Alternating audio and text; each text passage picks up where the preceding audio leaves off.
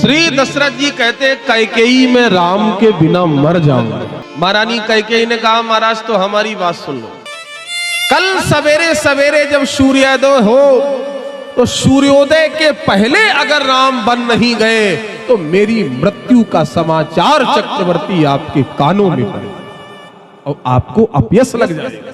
दशरथ जी ने कहा कैकेयी तू कह रही है राम जी नहीं गए तो मैं मर जाऊंगी, और मैं कह रहा हूं राम जी चले गए तो मैं मर जाऊंगा।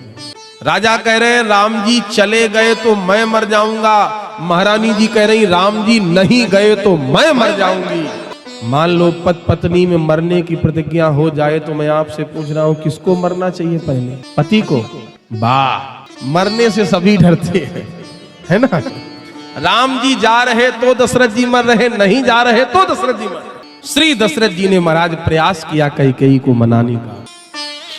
आपसे मैं निवेदन करूं, महारानी कैकेयी के चरणों को दशरथ जी ने पकड़ लिया। कैकेयी मांग माथ अबही देव तो ही, तू मेरा मस्तक मांगले में काट के दे दे, लेकिन राम के वियोग में विरह में मुझे मत मार।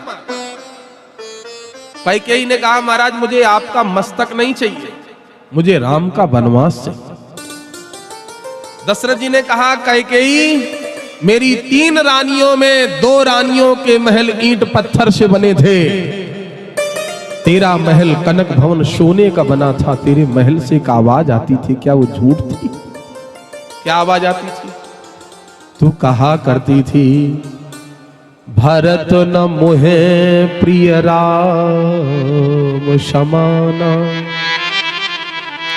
अयोध्या वालों जितना मुझे राम, मेरे राम का अपराध बता, राम तो साधु है।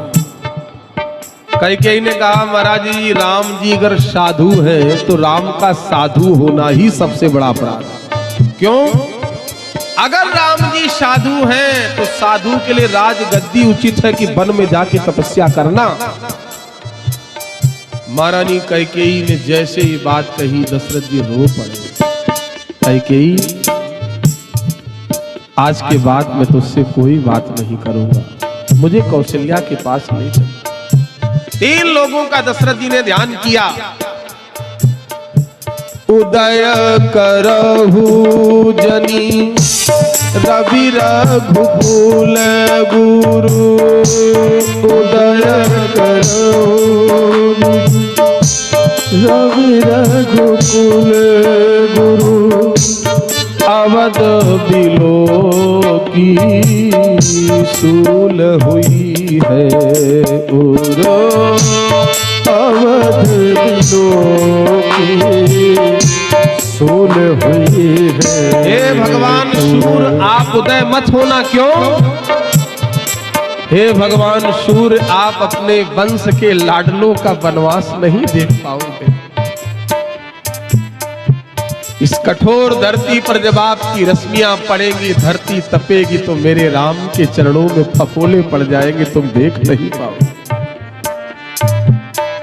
विधि है मनाओ राउ मन माही, विधि है मनाओ राउ मन माही, जहि रघुनाथ न कानन जाही, जहि रघुनाथ न कानन जाही। आप लोग गिनते जाना। सूर्य भगवान के बाद ब्रह्मा जी से कहा हे विधाता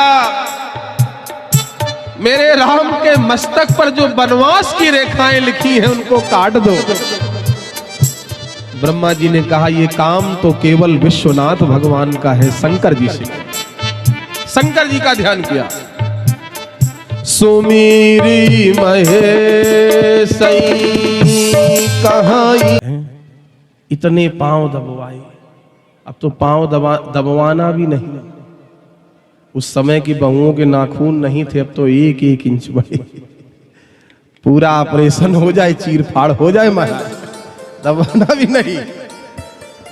तुम प्रेरक सबके हृदय सोमति राम,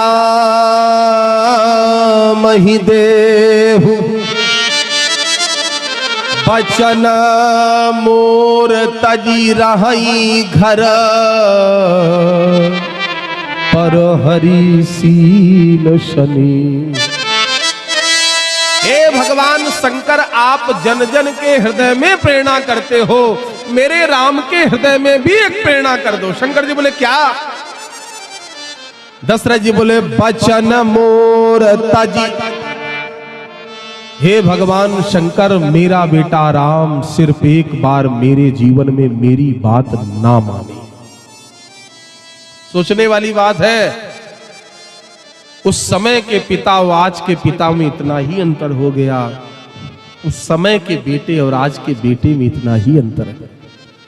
तब का बूढ़ा पिता कहता है, हे भगवान विश्वनाथ, केवल एक बार मेरे जीवन में मेरा बेटा मेरी बात ना माने। और आज का बूढ़ा पिता कहता है, हे भगवान शंकर, केवल एक बार माने। जीवन की सहनशीलता अनिवर्षणीय है, अतुलनीय है, वंदनीय है। और कोटा के किसी हॉस्पिटल में स्ट्रेचर पे लेटी हुई जच्चा से अगर डॉक्टर ने कह दिया अभिभावक गार्जियन से कि केस बिगड़ गया है, मां बेटे में दो में एक ही बचेगा, तो अर्धमूर्छित मैया लेटे लेटे टूटती सांसों पे कह देती, डॉक्टर बाबू मेरे बच्चे को बचा लेना, भले ही मैं मर जाऊं, वंश तो चल जाएगा कब से।